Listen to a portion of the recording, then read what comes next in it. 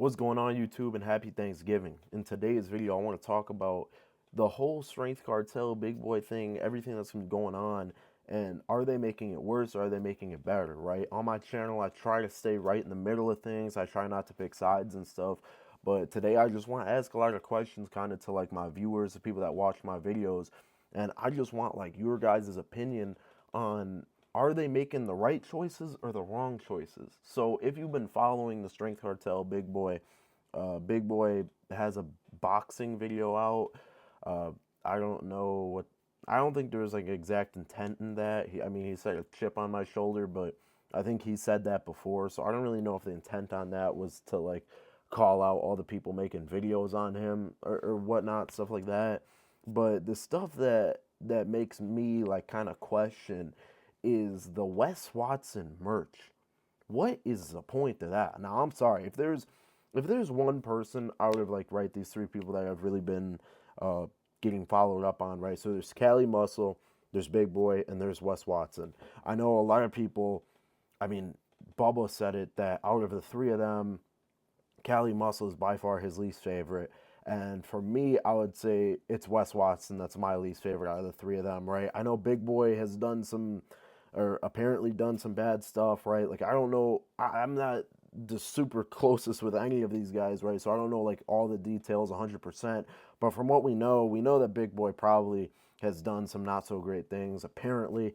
Uh, Cali Muscle has slowly been going down kind of the wrong path, right? He took his muscle off. He saw his views coming down a little bit. He's trying to do some things back up for views, trying to make a buck type of stuff like that. But honestly, Cali Muscle, in my opinion, has done the least, right? We saw him clowning that McDonald's worker, but Big Boy was clowning him just as much too, right? Now that's totally not right. I can't say that he's like, oh, well, he's not that bad. No, you're pretty freaking bad if you're clowning a McDonald's worker, bro. The dude had like a mask, a face shield, gloves. Like the dude was just working, bro. And so yeah, clowning the McDonald's worker like that.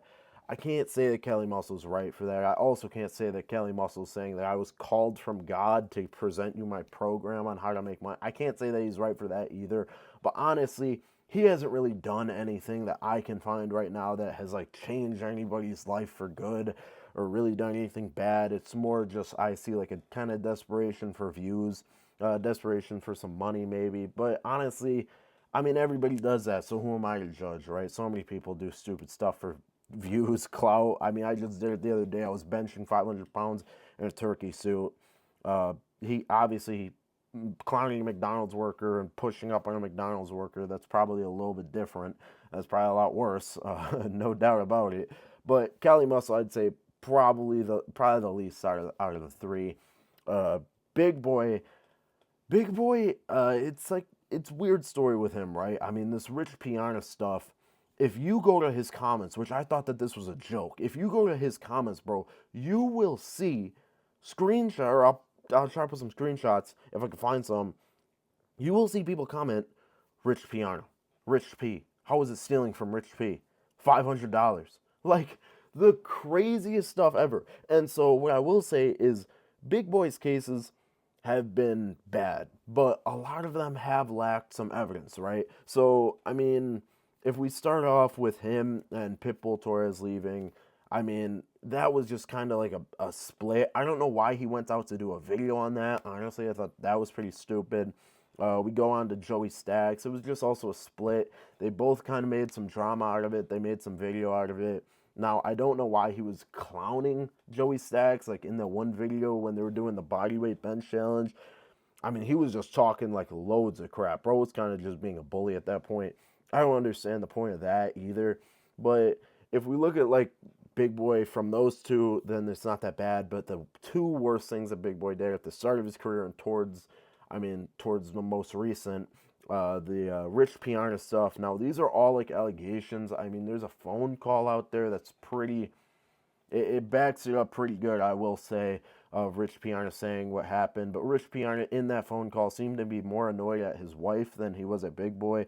So I don't know, like, I don't know the full background on that too. This apparently happened like years ago, like before I was even lifting, right? Like 8 years ago, something like that. I don't know. Someone have to fill me in on that. But I mean, that lacks a little bit of evidence, but probably is true, right? That's a pretty strong allegation on him. And then also the fact that he only donated $500 to Big Wicked's GoFundMe after he passed away. John Bravo also claimed in one of his videos that Big Wicked, towards the end of his life, stopped posting with Big Boy because he saw that Big Boy was kind of maybe taking advantage of him. I don't know who John Bravo talked to get that back, that information back. So I don't know how reliable that source is, because I also saw someone comment on my channel saying that he worked with Big Wicked and Big Wicked always talked positive of Big Boy. So I don't know like how real any of that stuff is, but there is a real proof that he donated $500 only to the GoFundMe page. But now what we also don't know is, did he show up to Big Wicked's family's door, knock on the door and give him a check for 15 grand saying, here, cover all the funeral expenses? I don't know. I mean, if he did, he probably would have claimed so. And so if he didn't do that, then that would be extremely messed up. I mean, that's terrible. Same thing with the Rich Piana thing. If he did what Rich Piana claimed and what everybody claimed, I mean, that's also terrible. The dude on the Big Wicked video saying rest in peace to him got like 1 million views, and if my math is right, he probably made about $6,000 from that video. So if at the end of the day he ended up profiting off of Big Wicked's death, I mean, you can't really justify that, right? So first we probably have Cali Muscle, then we have Big Boy, right? He's done some stuff.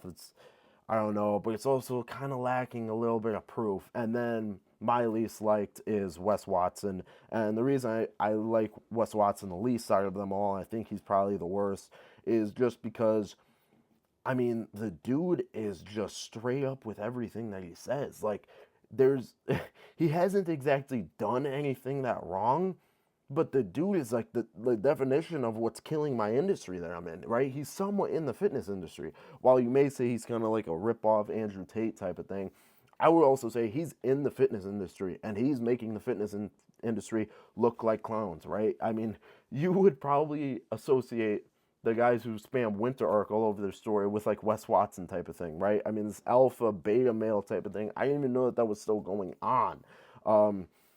At Wes Watson, he just doesn't give up the act. And what I also really don't like about Wes Watson is the fact that right here on his bicep, he has a Jesus tattoo. He's got a tattoo right here of Mary holding a rosary. And in all of this guy's videos, all that he does is he just yells, oh, my chick is a 10, and you're with a 3. And how much money do you have? Like, I don't understand, like, the how are you going to have like these tattoos like this, these religious tattoos, and then make some of the most unreligious remarks I've ever heard of? You know what I'm saying? So that's where I don't really like. I mean, that's what kind of pushes me over the top about Wes Watson and kind of being somewhat public about how I don't like him, right? It's not like there's a few allegations. Out of the 3 of these guys, he's the only one that rose to fame without a true talent.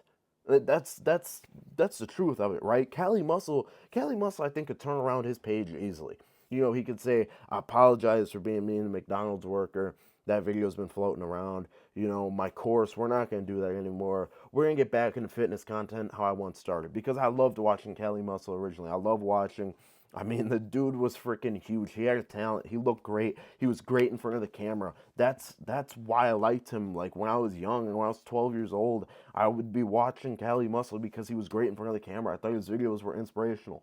Big Boy, same thing, right? Now, I don't know if he could exactly take back his past. He could probably try to, fix it. He could admit to it, do whatever. But Big Boy also has a talent. Big Boy was strong as hell. The dude was strong. He knew how to run a business like him or not, right? He knew how to make some entertaining videos. His videos were getting millions of views at a time. That's real talent. He had like some real talent.